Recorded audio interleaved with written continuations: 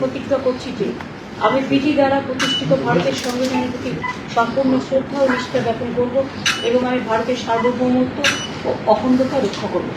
মমতা ব্যানার্জি। এবার সইটা করি এখানে।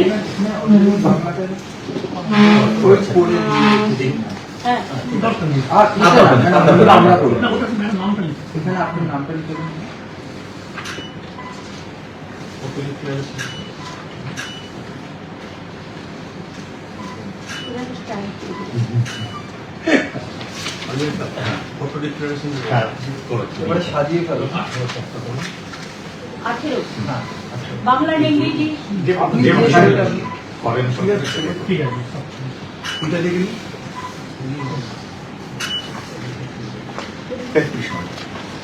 ওটা তো চারটে লেখি জমা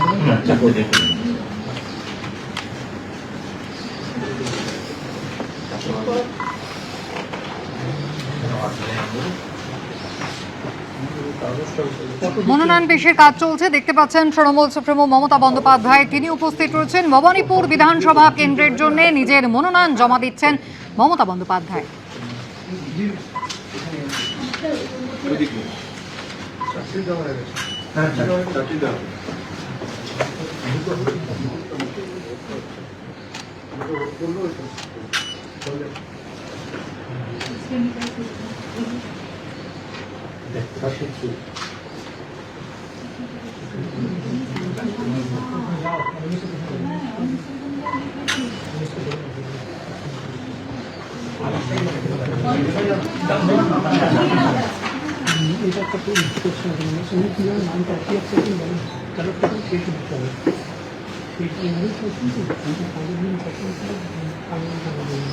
হ্যাঁ সামনেটা আগে দেবো। তাহলে ম্যাম আছে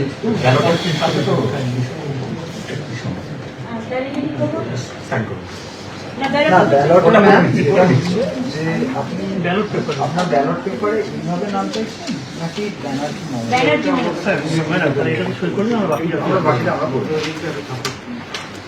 অমিতটা করে দিই। এটাকে আমাদের লাগছে আমরা এখানে আছি, আপনারা করে দিন। অমিত বলে টাইটেল আগে দেবো। মমতা ব্যানার্জি থাকবে। তাহলে ঠিক আছে, তাহলে একটা সিগনেচার লাগবে। এটা ম্যাডামের করা কমপ্লিট করা।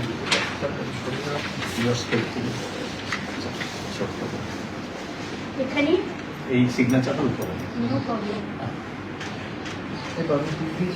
সব আমরা পেয়েছি।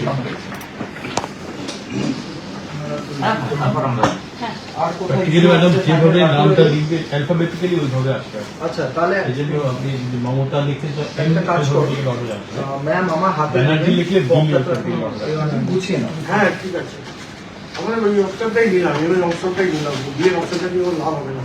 আচ্ছা আচ্ছা, ওই জন্য এটা পার্টি হিসেবে হয় না? আমরা পড়ে রেখেছি ন্যাশনাল পার্টি, তারপর স্টেটের পার্টি নামের কি আছে? কোনো যায় আসে না, মানে পার্টি হিসেবে নামের যা আছে সেটা সেরকমভাবে ব্যালটগুলো সাজাবি। পার্টি হিসেবে অ্যালফাবেটিক্যালি, তাহলে আমার পার্টি ফার্স্ট আর পেয়ার হয়েছে। না ওই ম্যাম ন্যাশনাল তারপর স্টেট রিকগনাইজ। ঠিক আছে ম্যাম, এটা নিন। ঠিক আছে, এটা আপনাকে আমাকে অফিশিয়ালি আপনাকে হ্যান্ডওভার হ্যান্ডওভার করতে পারবো তো।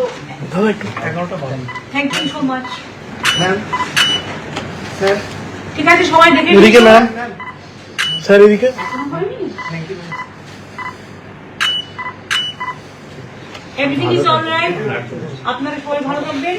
আগাম অ্যাডভান্স শুভ নববর্ষ। Thank you so much. আবার দেখা হবে।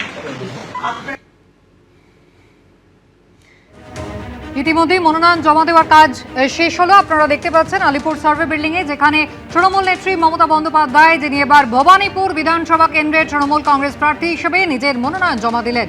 এবিপি আনন্দ, এগিয়ে থাকে, এগিয়ে রাখে।